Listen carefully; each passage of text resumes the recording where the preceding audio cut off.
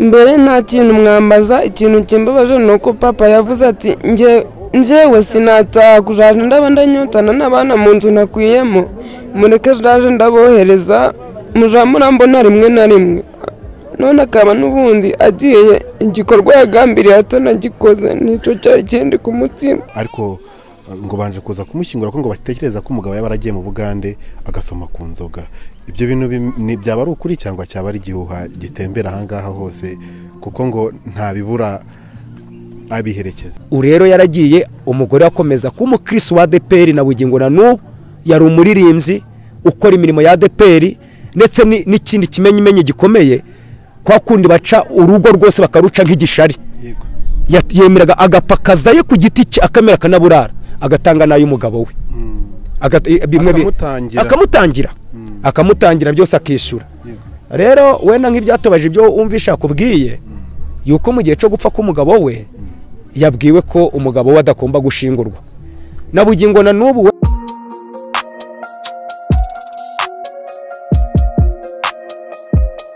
Impanuro TV, ishakiro ry'amakuru yizewe.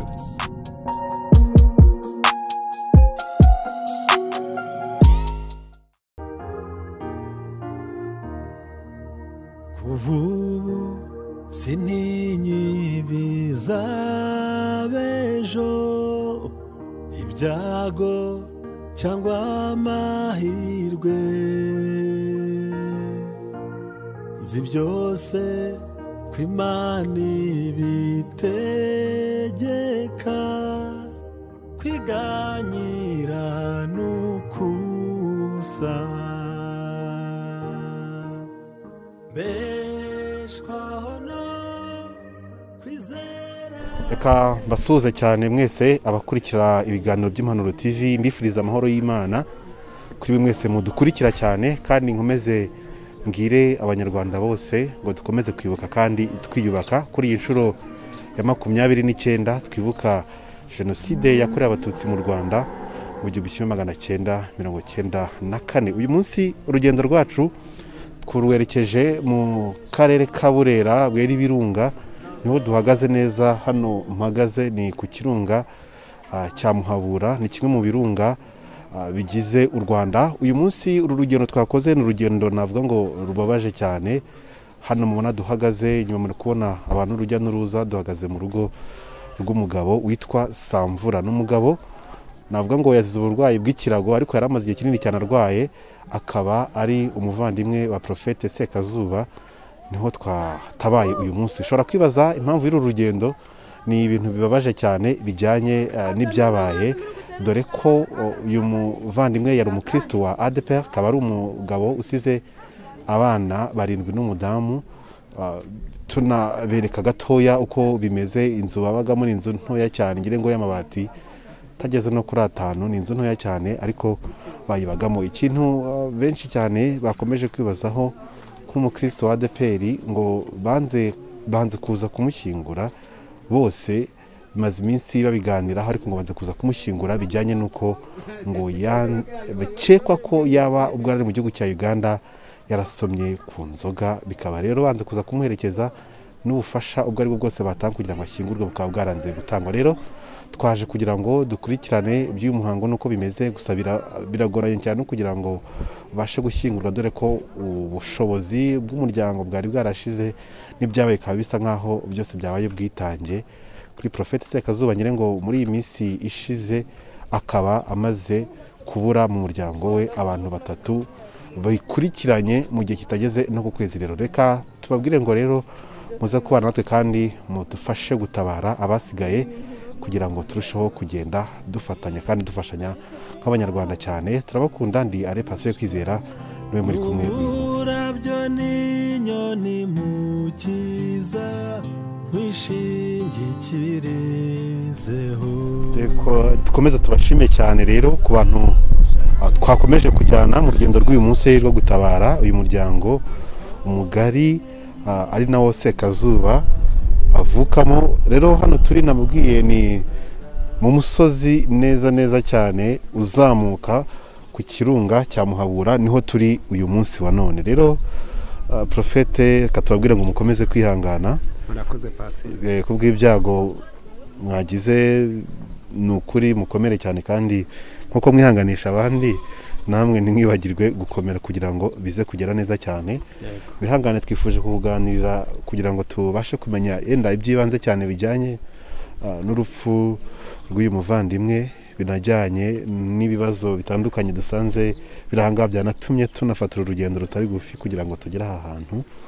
Turaza kumenya byinshi cyane n'abantu badukurikiye tubabwire ngo mwibuke gutabara abasigaye nk'uko umuco wa kinyarwanda umeze. Nabonye n'umuco udasanzwe menyereye ahandi hantu, byose ngira ngo turaza kwigiraho byinshi cyane. Profete reka tugusuhuze kandi tumwe wihangane.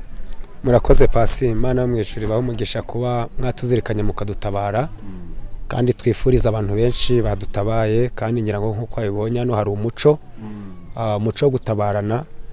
Noneho umuco banagira uko waba ufite imbaraga zawe zose uraza wabonye ko bari kurya bakananywa.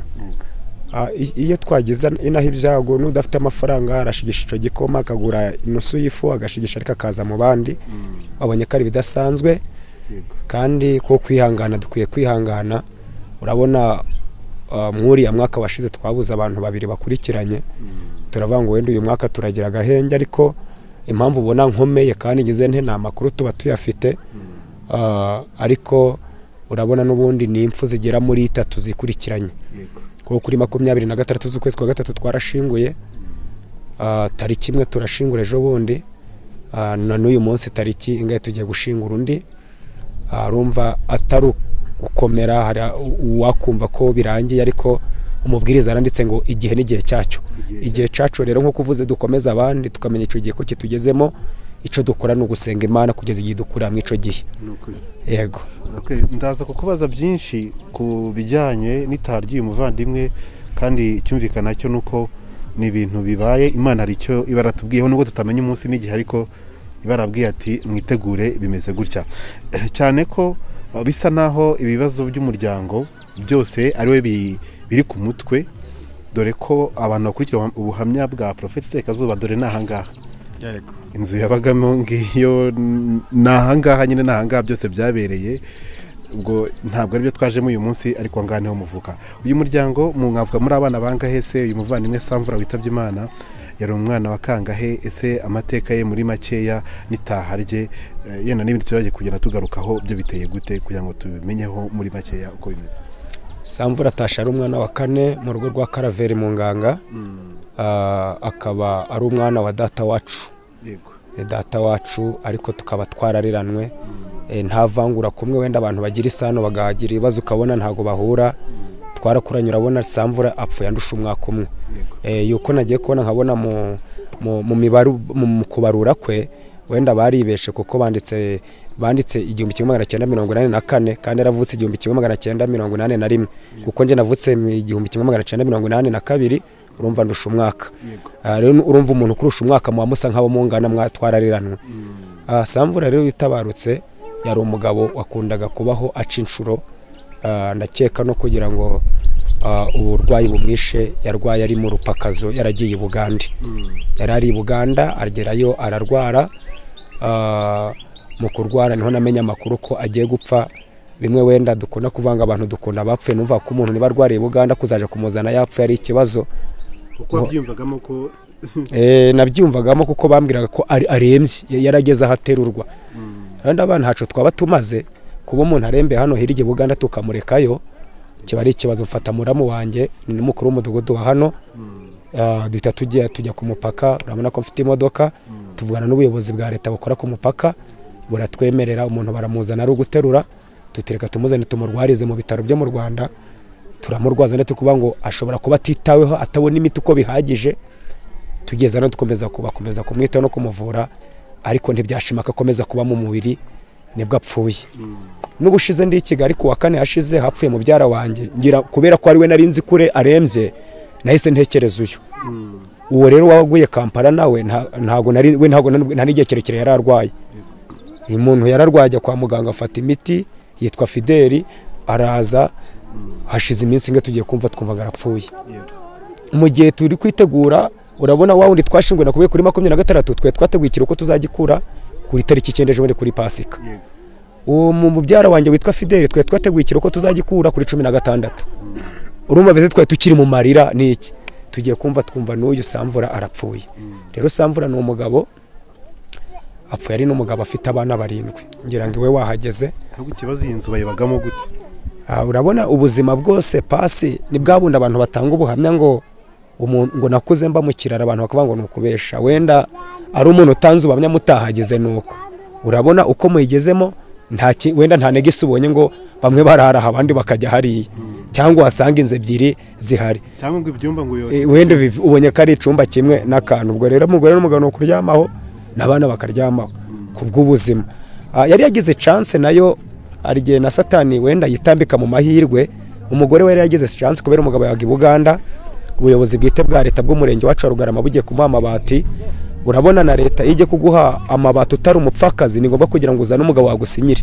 yego kugira ngo byuzure bamenye ko uyu muryango bawuhaye amabati ubana mu buryo busobanutse none mu gihe bamutoye ngo afashwe y'amabati basanga umugabo ari hehe mu rupakazi Bugande no baramubwira bati kugira ngo tuguhaye amabati yuko tuzagira dute umugabo wazaza mugasinya tukabahaye amabati tukagufasha nko dufasha abandi banyarwanda mu gihe yiteguye ngo umugabo araza baramwakwe ngo umugabo ararwaye aho kugira ngo azasinye wenda abone urabona niyo wabonye ayo mabati ugira nk'umufashwe hora nka pasi umugira neza akaba yagwico giti urabona ko inadu urabona ko ari amashamba tubakisha ibiti kuko hano nta cyondo tugira ngo tumba amatafari ni ibiti twubakisha iyo wabonye isakaro uhura n'undi ugira impuha akagwico giti akagurwa rubingo mu gihe umugore yiteguye ngo umugabo aze arebe ko yasinye ngo babone aho barambika umusaya azarembye turi guterura mu mwanya kugira ngo dutekereze kuri kwa kundi kuba ahubwo dutekereza ku buzima bwo kuko yararembye cyane mu mwanya wo kumusinyira none nawe arapfuye apfuye rero amusigiye abana 7 hariya wabonye inzu ni hatuye nta handi ntafite intuza ahaba agira ate we yitungishwa n'amasengesho no kubona amasengesho ngira ngo niba rigeze no kunsira kuri yakini ni na papa babakobwa bagufi usanga babyina cyane rumva rero ni ibibazo bitatworoheye pasi nko kwavuze kugira abantu 6 bapfuye bakurikiranye atari abantu bagufashe mu maboko wenda avuze ngo dukomeza abandi kuko na Yesu yageze nyuma aravati nyamara ndi kumva umubiri umutima urakunze ariko umubiri ugize ute urananiwe atari kugira nkamwe tukagira n'abandi benshi baza bakavuga ngo poli tubafashe mu mugongo umuntu mbesi umuntu aba yananiwe cyane bayananiwe imfitandatu mu muryango umwe mu rugo rumwe bikurikirana urumva ni ikibazo reka tubwire n'abandi nawe dusengera no badufashe badusengere dufatanye dusengerane duhekane kugira ngo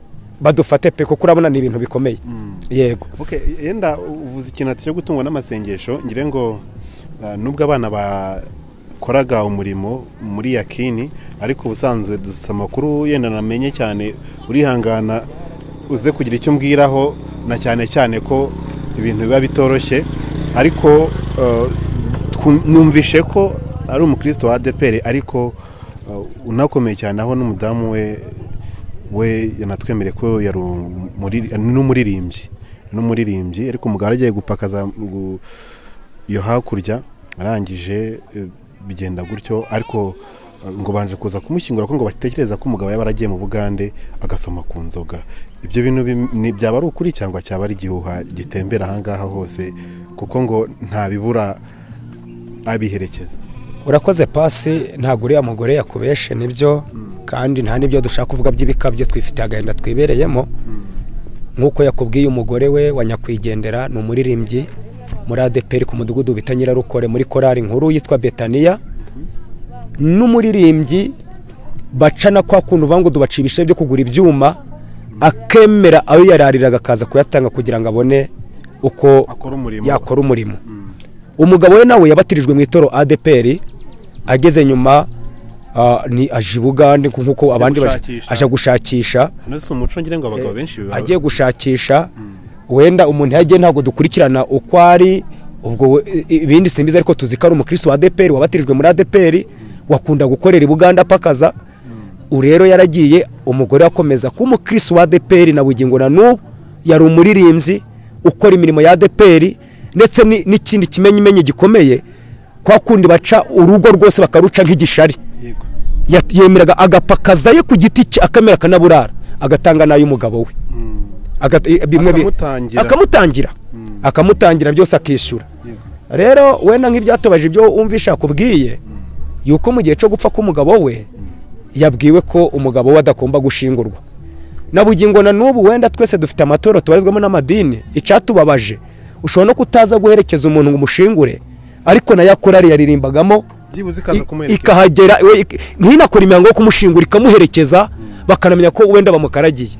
Urumva rero urumva uriya mugore ibyakubwiye ni agahinda kenshi, yagize igikomere yatewe n'umugabo wapfuye, none n'abandi yaragize ngo baraza kumufata mu mugongo baramujugunya batereye iyo. Urumva Pasi nanjye ndi umukozi w'Imana, urumva aho tuba twerekeza ntaho turi. Ikindi cya kabiri, iyo tuje guherekeza hano nta nubwo tuba tubwira uyu muntu wapfuye, tuba tubwira abasigaye, ariko ikimenyetso gikomeye kuba umuntu ari umuririmbyi n'umugabo yarabatijwe muri Dotero nta handi yimukiye, dore ko saho riba keretse yarabatijwe muri ADPR bakumva ko ageze Buganda agahindura irindi torero akabatirizwamo, ariko umubatiza gifite n'uwitoro ADPR niwe agifite. Umugore we ni umuririmbyi, uretse no gusenga no kumusengera no kuzamuka muha poli. Nese niba uri umwarimu uyoboye umudugudu ukababwiye umuntu ngo sindambisha umugabo wawe, reka kuza kumuyobora amasengesho uza ati nk'umukristo wacu nubwo umugabo wenda ashobora kuba yaraguye, byashobora ko umugabo yari yaraguye ariko umudamu akiri mu murimo aracakora arapfaka yabuze umugabo. Biranakwiye kuba uri na pastor umuyobora cyangwa mukuru w'umudugudu ukavuga ati ihangane nta mihango turakora kubera umugabo yari afite imizo niyi, ariko tukuri inyuma mu bundi buryo. None bahisemo kubita nko muri Egiputa araho, urumva yagize ibikomere bibiri. Yakorari yavunikira akemera akaburara ntije, rya toro rya mwakaga ibya 10 ntirije, akemera akabatindaje kwikorera imizigo, yakunda kuja mu isoko kwikorera abantu imizigo. Uriya mubyeyi nibyo bimutunze. Akemera ati ndikorera imizigo niba mpemba 500 niba mpemba 1000 nzatange ico gishari toro ryanciye. Akemera abana bakarara badahaza akayatanga. Urumva Pasi hari abantu amadini akomeretsa cyane, nk'uyu yakubwiye ngo idini ryaramukomerekeje ntiyaba benshi. None sika ngo urugero wabonye ko afite abana 7, afite abakobwa b'inkumi, afite abana bari gukura. None se abana babonaga nyina yiruka mu maturutura buri gitondo, nyina akabwira ngo ngiye muri korari, bakabona nyina niba hari umufunguriye ibiro 5 by'ibishimbo akagaba kabiri ati 3 mbijanye mu itorero, ubwo gutora ibyo bishimba birene mu itorero abana bamwemerere. None se abana bazongera bakunda itorero? Ni ikibazo. Urumva ni ikibazo kiba gikomeye cyane. None ariko hari ikintu nibaza yenda ubundi kuba yenda nk'umurangirikane, uri umukristo wa Anglikani n'umuvuga butumwa muri Anglikani, nanjye ndi umukristo waho n'abandi afite andi babarizwa, ariko umuntu ashobora kwibaza ubundi kuba wenda umukristo runaka yaba yarasubiye inyuma, bivuze ko agomba kujugunya hirya cyane y'itorero cyangwa agomba kwegerwa kugira ngo yongere agaruke mu murongo. Itorero ryaziye abari mu mwuka cyangwa ryaziye kugira ngo ribwire imbohe ko nazo zibohowe n'indushye ko zigomba kuruhuka kandi ko ziruhuwe? Bimeze bite ubundi? Urakoze Pasi, aho ntago ndaje kure muri logique mu mutwe, ndakoresha Bibiliya. Umugabo bitazakayo numwe wumvishe kashaka Yesu kandi bamona ko ari umunyabyaha. None abitwa ngo barasenga babonye Yesu avuze ngo ararara kwa Zakayo, baramubwira ati kuki ugiye kurara ku mupagane no kubera iki? Ku mwambuzi watwambuye watumaze bigenda biti. Ariko Yesu arasubije ijambo rikomera avuga ngo umwana w'umuntu yazanwe n'iki? N'abazime n'abarwayi. Ntabwo Yesu yazanwe n'abazima, abarwayi nibo bamuzanye, kuko uriya Yesu ntabwo yazanwe n'umuntu ukijijwe, yazanwe iyo tuba tunakijijwe ntabwo ajya ku musaraba. Yaje kubwira imbohe ko yaje kubwira abantu bakiboshe ngo babohoke n'indushyi. Rero ntabwo Yesu azira abazima. Nta nubwo wibuke ko n'ubundi avuze ngo ndati ntama 99 nkurikira imwe yari yazimiye, iyi niyo ndagomba kuja gushaka. Nakunze wenda kambivuga nko buricyo batagira, nta turo ndi gutunga urutoke, ariko nakunze ituro ry'Abadventiste kandi rivugeho. Uzarebe ituro ry'Abadventiste iyo hagize itorero ryanga kuhambisha umuntu riraza rikamuhambisha. Nukubera iki? Kuko bazi ko baruha n'ubundi baje kuvuna abanyabyaha, baje kuvuna abantu ngo bihane. Baba bazi ko nibwo baje hariya barabwiriza abantu bahari batarabwiriza uwapfuye. Rero urumva niba yapfuye ntago ijambo ryavugwaga ari samvura rya agaciro, ahubwo rya agaciro nk'umuryango n'uriya muntu asaze. Nta nubwo baza gufata samvura mu mugongo kuko yapfuye, ahubwo bafataga umugore w'umuririmbyi mu mugongo. ndagura ugenda uvuza angirikani ejo bundi hari umuntu baherutse gushingura yaramaze imyaka 50 bambe imyaka 25 yarabatijwe ariko wara wese nitureba kumushingura biragenda bite tugende tubwiriza abasigaye baramuhambisheje mu arashingurwa urumva rero aho kugira ngo mutange igisubizo ni kikomere gisigaye nese ubwo ejo umugore azongera asubire mu itorero nawe uri umukristo nanje kankubaza nubwo uri umunyamakuru ubu uyu mugore ejo mu gitondo azongera asubireyo yenda sindi mu mutima we ariko ku ruhande rwanjye naho nasubira ngiye ku bwanjye ndasinzi icyo atekereza ntago Yesu yaje gushaka amatorero runaka ahubwo yaje gushaka intama zazimiye kugira ngo azisubize mu bushyo bwizo aragiye azajyana kwa data. So rero icyo ni kibazo nibazaga yenda tugaruke no kubundi buzima busanzwe ari gutinda kuri icyo ngicyo nakari kanyuzemo ngire ngo urumwe mu bantu bavuye kure nahoze mvuga nti ahangaha turi ni hamwe yanzu ujye uvuga banyuzagamo ibiti bagukubita aka ni hahandi byose byabereye ibyo uvuga ituranye n'iriya ye ni hari hano mu cyahi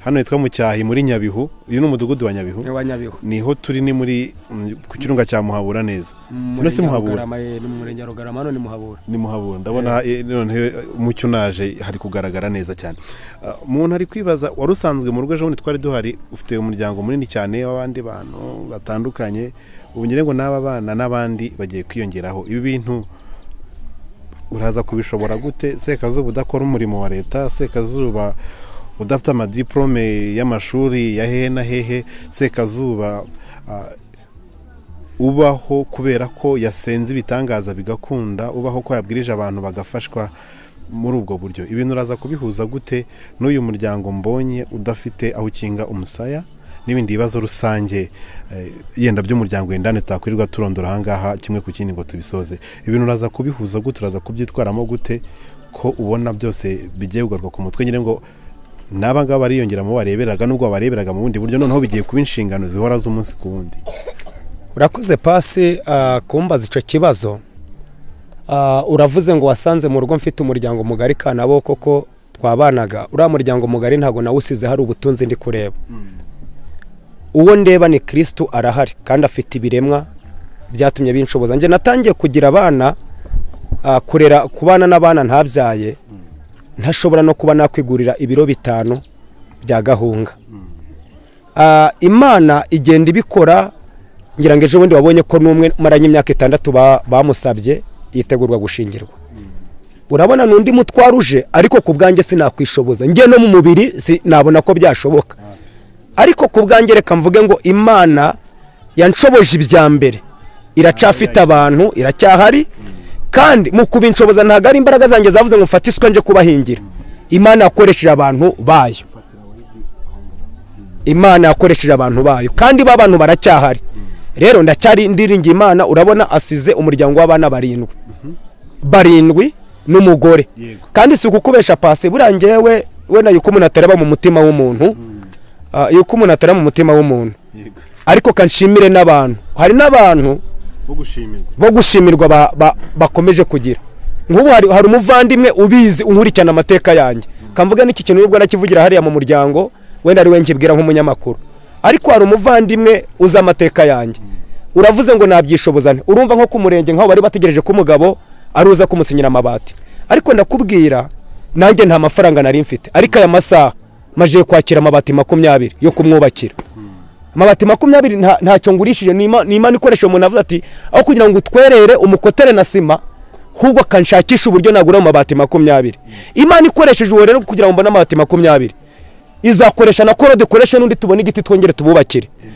hari igihe babumva ko umugabo we kuva ataje kumusinyira abona amabati ku buzima burangiye ariko hirya y'ubuzima hari ubundi buzima Imana irahari uravuze ati ndabyitwaramo nte Imana igena inshoboza izabikora ifite ibihumbi 7 bitari byapfukamira Bayali ifite abanyembabazi ifite abantu bita ku biremwa muntu baracyahari bazarangira ari ukwisigiza ite irangiye rero ku bwanjye sinakubwira ngo ndakora iki ntacyo ndeba nko kuvuze nta salary ngira ku kwezi ntayo salary ku kwezi ngira ni y'ijuru ripanga ntago nakubwira ngo numusharongana nka nguryo uko Imana igena buri kwezi ndakuza hari igihe n'amezi atashira ntawakiriye ariko yaje kuzana ikawuzana ushitse ikoresheje abantu rero iyabanye nanjye mbere nk'ibyo wabonye byagiye bisobanuka iracyari kumwe nayo iracyari kumwe nanjye kandi agaciro gakomeye ndacayumvira kandi acara umukozi wayo nakagize ubwoba naravuye mu nshingano zayo ndacyayikorera ifite uburyo irebye amarira ndi kurira mu bantu banjye, ifite uburyo rero bwo kumfashiriza umuryango, kuko nk'uko wabonye ngeze hano iwacu bose bubatse amagorofa nakwishima. Niba ari ikintu ingeso yanjye ngira numva ko abantu bacu bose batera imbere, uretse n'abantu bacu numva umuntu wese ndusha ubushobozi namufasha. Keje bundi twubakiye abantu amazu, ariko nvuze ngo nzanire uyu dushiremo uyu dusanga nta urimo, ndanababara, ariko ijwi rirambwira ngo bw'igihe cye ntabwo cece ageze n'abandi nubwo atari abanyu n'abanyu. Kuki atararimo se kandi? Basanze bari muri gahunda umurenge, kuko urabona abantu nje nazanye abazanya batera nkunga, ariko mbahuza n'umurenge, barangije bikorwa n'umurenge.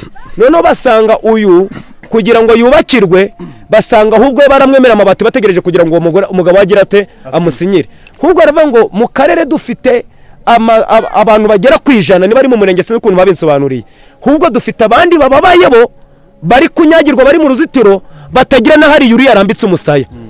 Urumva rero iyo ibintu atari ukwikoramo uremera Imana ikakuyobora, kandi ubundi iyo mbigorovana nkabikora uko Imana idashaka nabwo nabarwaga hica. Abantu harabo twubakira amazu y'amabati 20, ariko sinanizi ko uyu munsi ndabona amabati 20 yo kumwubakira. Rero Imana ikorera iriya aratana arihora na nka 6 na 6 urumva amabati 20 turagura dusunike, kuko nijoro niwe umuntu yayanyemerera akoreshwa n'Imana, aranyakura arambwira ambaza ubuhamya mubwiza ukuri, ndange aravuga ati rero ico nagufasha nk'inshuti yanjye twabanye n'ubundi abo bana bagiye gusigara nawe bakuruhije, ndaguha amabati 20 bazaturusha nk'imiryango, ariko Imana ifite inzira. Imana yemeye ko bavuka izi n'ukuntu bazabaho. Tubona abantu bakize muri Kigali bose siko bavutse bafite ubuzima bwiza, dufite abakozi Imana bakomeye muri iki gihugu bose siko bavutse ubuzima bwiza, none bari abana 7 basigaye, harimo abantu bakomeye iki gihugu bazagira, harimo abantu ntabwo twamenya uko bazabaho isaragiye, ariko Imana iracabafite. Murakoze cyane. Ntabwo turaza gukomeza tuganire n'ibindi, ariko tubibutse ko ku bantu badukurikiye aho waba uri hose ushaka kuba wafasha uyu muryango cyangwa wafata mu mugongo mu buryo bwo kugira ngo dufatane mu biganza, dufashanye muri byose. Profete, yenda nk'abantu ashaka kwifatanya n'uyu muryango, yenda ashaka kugaburira aba bana, ushaka se gufasha ati yenda ubwo amabati yabonetse yenda reka mbone urugi cyangwa idirishya, cyangwa se mbone imisumari yo kuzashyiraho ayo mabati, kuko amabati nayo ntabwo yifatishaho, ahubwo hari ibindi byose byagenda gute, byanyura mu zihe nzira, kugira ngo tureke na gahunda zo gushyingura nazo zikomeze, twere gutinza gahunda, twatugize akanya keza nk'aka kugira ngo tumenye ibingibi tuganire. Murakoze Pasi, uwakenera kudufasha cyangwa kugira icyo yakora abibwirijwe n'Imana yakoresha nomero ya telefone, kuko itumanaho ryarabaye, yakoresha 0788 45 50 31 7. Yes. Yenda gatoya hari ikintu ngira ngo dusorezeho, ntabwo yenda ari uyu mukristo wa ADPR gusa, yenda dukunda kujya muri ADPR abakristo basa nkaho yenda ishidikanyaho n'akana gatoya ko aricyo bita kubatenga, ariko nagira ngo yenda bamwe yenda bakarangira bakomeretse cyane, abandi bakarenganwa, kuko byose turi nk'abantu, ntabwo turi mu mitima y'abantu. Ahubwo icyo ndi kubaza, hari abakristo benshi cyane bajya bakomerekera mu itorero se ADPR gusa, n'amatorero yose n'amatorero yose, ngo hari abantu bagiye bakomerekera mu matorero. Yenda kuri uyu munsi wa none niki kintu wababwira, yenda usa naho unabwira n'uyu mubyeyi mu buryo yenda bwa rusange, no kugira ngo n'abandi badukurikiye mu mpande zose z'isi bashe gusigarana ubwo butumwa? Urakoze Pasi, ico nabwira sindatunga itorero, turafite abantu bafite amategeko y'idini atari amategeko y'Imana. Wabona nuko bayayobora ukasanga ayo mategeko ntago Imana yemera na y'idini pe, ugasanga n'umuntu wayishiriyeho cyangwa na gatsiko runaka. Ico tubero nk'amadini n'amatorero, nanjye nkunda kuja mfite inshingano nyinshi mw'iki gihugu cyo kubwiriza ubutumwa, ariko ico twari dukwiriye ntabwo twari dukwiriye gukomeretsa abantu, kuko ubundi itorero ni ikintu umuntu aruhukiramo. Iyo wumvishe itorero ni ahantu umuntu ajya arushye akaba yaharuhukira. Rero kuba itorero rihari cyangwa idini runaka ico ribereyeho ntago ari ryo gukomeretsa wa muntu wariganye, ahubwo ico rikora, ico rishinzwe mu mategeko cyangwa mpamanyijwe n'umwuka wera, nico gufasha umuntu wese aho yaba yakomeretse akagira. Twabonye benshi, ntago turava ADPR gusa, ntago turavangirikani, dufite amatoro menshi ajya akomeretsa abantu, ndabafite benshi nkatwe tuba kwitangaza makuru, dufite abantu bakabatinje nakomeretse, n'ugasanga kuko yarazinutswe itorero, kandi iryo torero ari muri gahunda y'itorero n'umuntu. Kanze nk'urugero, wasanga amategeko hano muri ADPR hano iwacu ntuye, wasanga Kigali uko hano bayakomeza, ugasanga Kigali ntabwo ariko bayakomeza. Kuko njyewe nagiye muri ADPR mw'iki gihugu henshi, ugasanga hano bakomeza amategeko, ariko wagera Kigali uko hano bayakomeza siko Kigali bagira bate bayakomeza. Ahubwo n'igisanga harimo narimo yenda tabano muri doctrine zitorero. Yes, ugasanga umuntu we ni bya bisekuru bya kera bikimurimo, nta vision na rimwe azigerageramo ngo amenye itorero ko rigeze muri vision, kuko ari gihe tugere muri vision n'itorero rikagira muri vision, rikagira ibyo ribona ryabonga amagara rikabikuramo. Rero ndaguha nk'urugero numvise ngo umwangirikane. Kera murangirikane nubwo nagize bajaga gusenga ari uko bavugije akagoma, mwarimo akabahamagara. None se biracyariho, hari imico rero itorero rigenda rigera rireka. Rero nabwira abadukurikiye abanyamadini, aho kugira ngo mukomeretse intama, ntabwo twamagare gukomeretsa intama, twamagare kugira gute kuzegera no kuziha amagambo yurutse imitima. Rero hari benshi bakomerekejwe n'amatorero, reka tubabwire ngo mwihangane, itorero rya mbere ni Kristo. Mwiva kuri Kristo, mukomere kuri Kristo. Bibiliya yanditse neza mu Baroma 2:6 ngo kuko umuntu wese aziturwa bikwiranye n'ibyageze ate yakoze. Nakora ari umuyobozi witiraga gukora iby'Imana itabona, azabibazwa kuko azaba yarakoze ibitajyanye n'amategeko y'Imana. Murakoze cyane. Reka twere kuganira byinshi cyane, reka dushimira abantu baradukukiye muri kano kanya, kandi tubabwire ngo mukomeze kugira ibihe byiza. Tubibutse ko muri bino bihe turimo byo kwibuka, gahunda no kwibuka kandi twiyubaka, kandi mukomeze n'ababuze ababo, muhumurize abari mu magereza, mukomeze abarwayi kandi munabahumurize, kandi n'afite imitima itenebutse nabo mubabwire iby'ubutumwa bwiza bwa Kristo, nimabwire ibyo mu mitima yanyu kugira ngo hatagira ibyangirika cyane. Turabakunda rero, mukomeze kugira ibihe byiza, Imana ibarinde. Nkuko twakomeje kubigarukaho cyane, twatabaye uyu muryango wa Samvura wamaze kwitaba Imana. Aka kanya rero twagira ngo dufate akanya tuganire nabo asize. Turi kumwe n'umwana we mukuru, turi kumwe n'umudamu we asize, ndetse na Prophet Sekazuba, nibo turi kumwe ahangaha. Ngira ngo tubashe kuganira tunabihanganisha cyane. Prophet, ngira ngo gatoya mbere y'uko twakira no muryango, hari abantu badukurikiye yenda bakurikiranye umuhango wo gusezera kuri Samvura bwa nyuma uko wagenze. Nagira ngo yenda kubyo tutaganiriye, yenda tabashije gusobanura kuri uyu muryango, kuri uyu mubyeyi, ku mibereho yabo. Turi hano mu rugo, no kubona uko dufotora ino nzu biragoye bitewe nuko ni hato cyane, ariko mu bihari binagaragara na hano hato cyane. Ngira ngo yenda ugira icyo usobanuraho gatoya ku bijyanye n'imibereho y'uyu muryango mbere yuko yenda tuza gufata akanya kugira ngo tuganire nabo. Murakoze Pasi. Icyo nasobanuraho imibereho y'uyu muryango, gira ntavuze byinshi, buri wese ugera hano cyangwa n'udukurikiye amaso arabimwereka. Yego. Imibereho yabo bayita gupfundikanya, kuko niba ari umuntu urya ari uko yasohotse akabona umuha akazi, urumva hari igihe atanabona n'umuha ako kazi. Yego. Nta mirima ntayo, ngira ngo habonye kuko umuntu ntabwo yaba afite imirima ngo yemera aryame mw'iyi nzu n'abana barindwi. Afite imirima yanagurisha umurima kubaka. Yego. Yagurisha umurima kubaka. Urabona inzu arimo n'abana barindwi, bivuge ngo utwazanye mu mwanya wo kugira ngo wenda tugwire arebe ko yagura n'ico giti cyangwa n'iryo bati rimwe, indi bikeneye abana bamusaba ibyo kurya.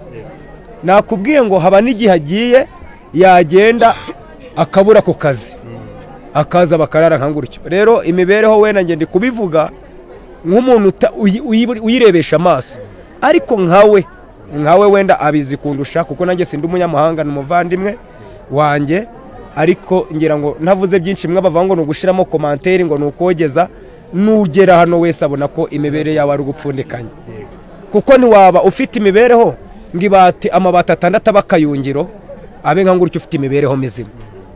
Rero nushoboye kumufasha, aragerageza kaba yamuha niyo agiye gukora akavuga ati ndagwa nicyo kiro kibirayi, we naho ibirayi bikera n'ubu ntago bikera neza, ubu ntago ibirayi bikiboneka. Wenda mbere byareraga, wanaje no gukora ku kazi ugatana n'ibiro 10 karya. Rero n'abafite iyo mirima ntabyo bafite. Urumva ni ubuzima bugoye abantu bitwa ngo bafite ibyo bakora, udafite uwo murima we bimugoye kurenga. niba umuntu afite nk'imirimo 3 akaba atabaza ko ibihari bibi, wa wundi utabifite niba atabaza 50% wari gutabaza 100%. Birakomeye rero, ni ikibazo gikomeye kuba afite abana 7 barya ruko yagiye guca inshuro. Kandi ikindi cya kabiri nagaruka wenda kugira ngo tumugereho, n'umukozi w'inaha na amafaranga 1000 rero cyo mbwira ku bana 7 uragitahanye, ntavuze ngo nugupfundikanya atari Imana, ni Imana yirindira gusa. Nibyo navuga, ntavuze byinshi kuko ndumva sinzi ayo ari bwo buhamya natangiriye umuryango cyangwa ariyo makuru navuga. 1000 rero kumbwira ngo yire wakora 1000, wenda abaga icyo gihe n'uwo mugabo niba harakoreza ikindi bikaba 2, none urumva basigaye none hari cya 1000 naca agenda ntakizane buri munsi. Hari igihe unagikorera buri munsi ufite akazi kumubyizi ka buri munsi, ariko hari ibyo bita kwiri gutegereje kugira ngo urebe ko wari waguha akazi, ukajya mu isoko kugira ngo urebe ko wari waguha umutwaro ngo umwikorereye. Hari n'igihe unarata, ibyo bita guhomba ukirirwaho. Turaza kubigaruka ariko nacyo ndashaka kubimenyaho cyane. Mama wihangane, yenda umwegereze mikoro, nagira ngo yenda ku bantu badukurikiye batumvishe neza amazina yanyu, ubwira amazina, tunagaruka yenda kuyo twari tuvuzeho byinshi cyane ku bijyanye n'imibereho n'ubuzima uyu mubyeyi Samvura gusizemo. Yewe nitwa Nyiramiryango Yosephine. Imibereho umugabo wanje nsizemo ntabwo ari myiza, kubera ko yagendaga tukamutegereza ngo atuzanire, none ubwo agiye ubwo ukumva ko biraba bigize gute bikaze. None ndi gusaba kugira ngo Imana iziramfasha inkomeze, namwe muzamfashe. Nukuvuga ngo hari ibyo twagarutseho, yenda akazi ka buri munsi, yenda urumva ko yaramaze igihe kitari gitarwaye, yajya gushakisha mu Bugande, urumva nawe ugashakishiriza hano. Imibereho kugira ngo abana 7 mubashe kubaho, ukora icyo ubigenza gute? Abaga igihe tugiye gushaka nk'akazi, imvura yagwa ntibakwishure, ukaza ukaburara, wagira amahirwe bakakwishyura. Ubw'ibijumba ni 350, ukagura nk'ibiro 2 n'igice cyangwa 3, ubwo umwana akarya ikijumba cyangwa ikivune, ubuzima bugakomeza nta nuko tubayeho. Nuko mwari mubaye. Yenda n'abantu badukurikiye ushobora kwibaza inzingana gutya, abana 7 namwe muyibamo gute, bigenda gute? Kubera ko umuntu ntabwo yababyara ngo abacire hanze, ubwo twemeraga tukarara nka guco, udukobwa 3 turandazaga, ubwo abandi bakaraza uyu mukuru, ngo bikagenda nka guco. Abana bariga? Barigaga bose babasha kwiga. Ku ruhande yenda rw'ibindi nshaka ko tuganiraho nibijyanye n'icyo yenda bakomojeho, hari watanze amabati, ariko gutanga amabati ni kimwe, no kubonaho yenda ikibanza bayubakamo ni ikindi, no kubona ibindi bisabwa ngako kubaka ngaha nabonye bihenze cyane, bisaba ibiti n'izindi mbaraga zidasanzwe kugira ngo byubake. Bimeze bite byo kuri urwo ruhande kugira ngo yenda nubwo inkunga y'amabati yabonetse, ariko kugira ngo yenda n'iyo nzu ijyaho amabati iboneke nacyo ni ikindi kibazo. Byo bimeze bite? Hari uko yenda utekereza byagenda? Ko byagenda, iyi bayikuyeho bakayisenya yahaje ahangaha. Turaza kubireba ariko ntacyo wihangane. Ku ruhande rumwe yenda urumva ni ibibazo bitoroshye aba bana, nawe ubwawe tutitaye ngo yenda ngo twize ngo ari ibitangaza bizava hehe, harya bishobora no kwanga. Wakimuhana akazi imvura ihise, ariko iby'Imana yasezeranye byo niyo byatinda biraba, wihangane kandi wizere. Ariko ku ruhande rwawe urumva uraza gukora iki kugira ngo byibuze ikivi asize cyuswe neza? Ikivi asize bwo ni ukwifatanya n'abana, tukifata neza tugasenga, ibindi by'Imana ikajira bidufashamo. Wihangane kubaza iki kibazo, ariko cyankoze ku mutima cyane kuba ngo itorero barizwa muri tagutabaye mu buryo bw'uko ngo bivuga ko umuhisi yari hari uko ataragiterana gutya kubera ko ajya gushakisha nabona uko aterana. Ibyo byo ku ruhande rwawe wabivugaho iki? Ubundi ntacyo nabivugaho, kubera ko buri muntu azikorereho umutwaro, nubwo yaragiye wenda akaja kure ntaje araboneka mu nzu y'Imana, ariko nakoreshaga uburyo nshoboye, nkaja gusenga, ntabwo naroreraga ntarwaye, n'ubundi nzakomeza gusenga. ukomeze kandi wihangane yego katuganire n'umukobwa wihangane mwana niwe mukuru papa aratashye ni ukuvuga ngo ugiye guhagarara mu cyimbo cye kuri barumuna bawe ndetse unakomeze mama wawe mu ruhande rwose kandi ku myaka ikigaragara cyo uracyari mutoya kugira ngo ubanze utubwire amazina tubwire imyaka ufite ndetse utubwire n'akari ku mutima aka kanya mbere yuko ngira ikindi kintu icyo ari cyose nakubaza kugira ngo ku cyo ufite ikibazo kigukomereye cyane nyuma y'uko umubyeyi wawe atashye muri buno buryo busa naho butunguranye cyane. Amazina nitwa Irakoze Angelique navutse 2004 nkaba ndi gutangira umwaka wa 19 mbere nta kintu mwambaza ikintu kimbabaje nuko papa yavuze ati njyewe sinataha kujaje ndaba ndanyotana n'abana mu nzu nakwiyemo mureke jaje ndabohereza mujamurambona rimwe na rimwe none akaba n'ubundi agiye igikorwa yagambiriye atanagikoze nico cyari kindi ku mutima. Ni ukuvuga ngo kubera ko inzu ari ntoya we yaravuze ati reka njye gushakisha ndebe ko twazubaka ahisumbuye kuko aho kuryama muri umuryango bose bitakundaga. None ikibazo kigiye gutenda nkomoze no kuri kino kibazo urabona kubaka bizaborohera byibuze no kubona aho ayo mabati 20 yazabasha kugenda mugira ikibanza hano mufite ahantu ho mwakubaka nubwo nabonye gusiza hano bitoroshye ikibanza naho inzu ni ngi yahiri nabwo kugira ngo ikibanza congere kiboneke nuko bamanza n'ubundi bakura ingi bakareba uburyo n'ubundi yindi yahaje niba isenya se muzajya he mu gihe ataruzura ni ugushaka abaturanye kubwo akaba aribo badutiza kuko n'ahandi twaje. Ku mibereho urumva ahanini cyane usigaranye isomo rikomeye cyane n'ihurizo ku bijyanye n'imibereho n'ubuzima ubuzima ku bana 6 bagukurikira na mama wawe byanga byemera niwe mbaraga z'umuryango aka kanya ugiye gukora iki kugira ngo icyo papa asize kitazigera kiba ikibazo gikomeye kuri barumuna bawe? Ndagenda gerageza uburyo nshoboye mama agenda nanje ngenda duhuriza hamwe kugira tutazagira izindi ngaruka abantu bo hanze bakatujanamo ayandi magambo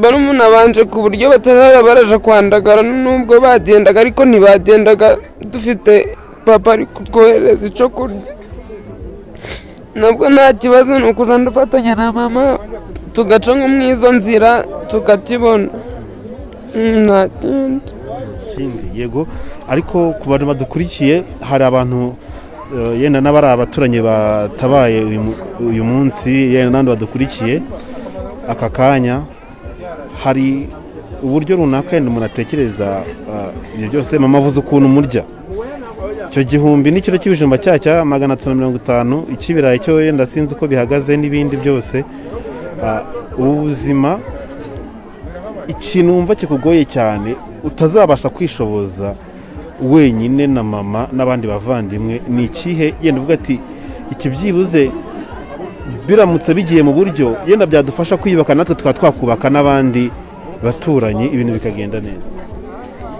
Ikintu cyatuma njewe nifatanya na mama cyangwa n'abaturanyi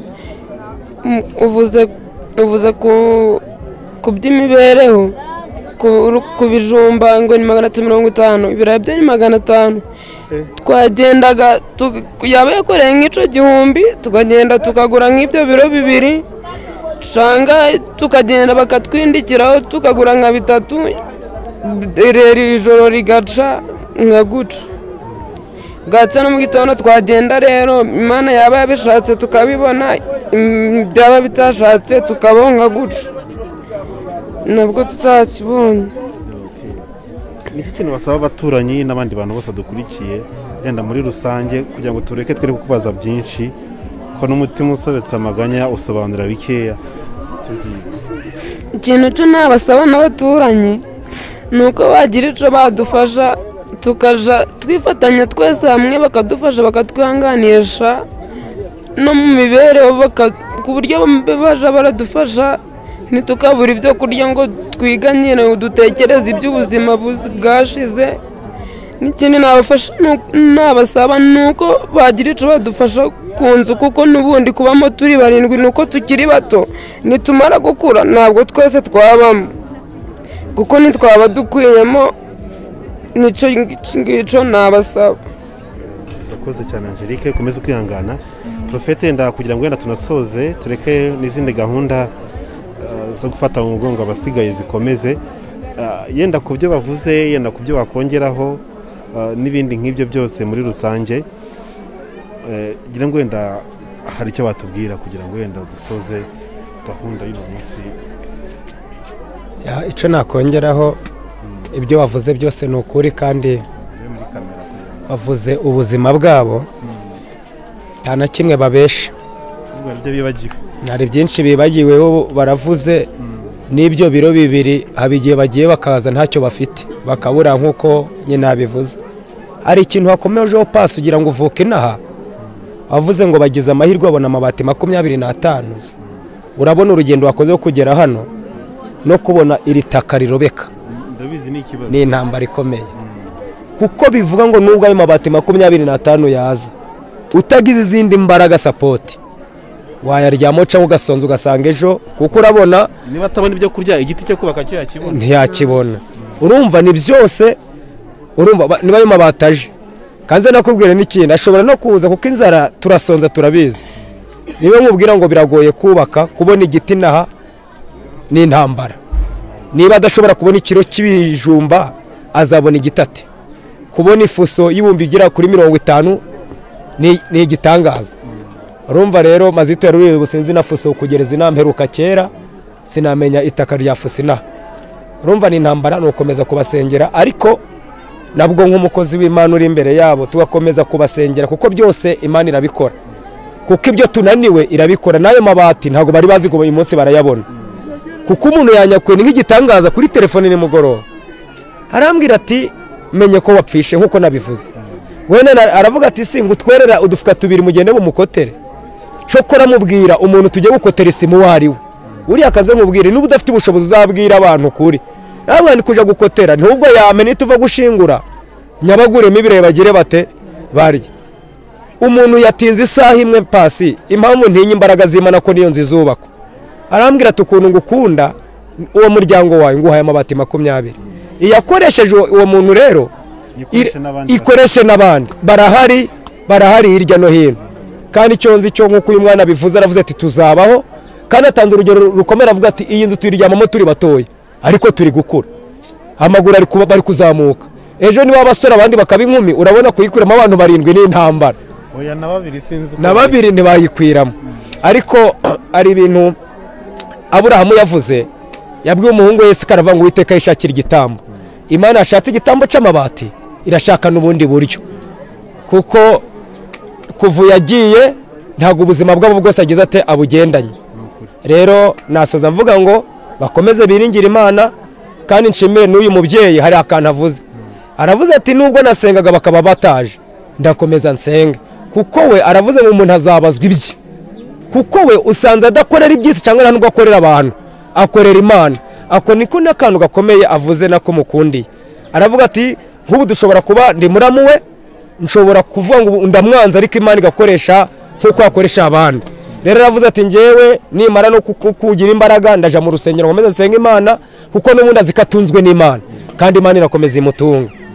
rero nibyo nasoza mvuga ngo abashoboye gufasha abafite izo mpano badufashe dushyigikira uyu muryango. mutwibutse ya nimero ya telefone kugira ngo byose bigendere rimwe.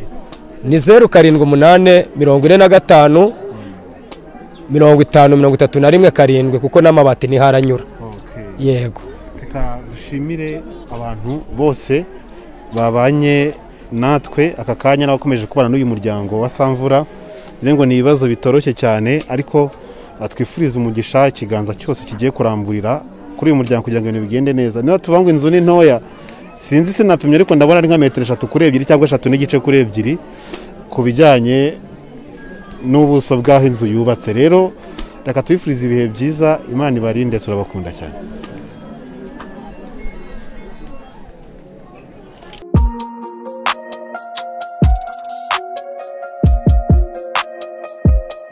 Impanuro TV, ishakiro ry'amakuru yizewe.